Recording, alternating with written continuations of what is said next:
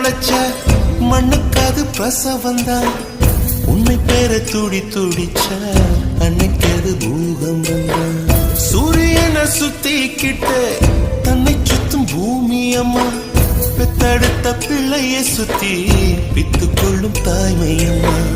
கர்ப்பத்தில் நெளிந்த உன்னை நுட்பமாய் தொட்டு ரசிப்பா, எதை போல வழி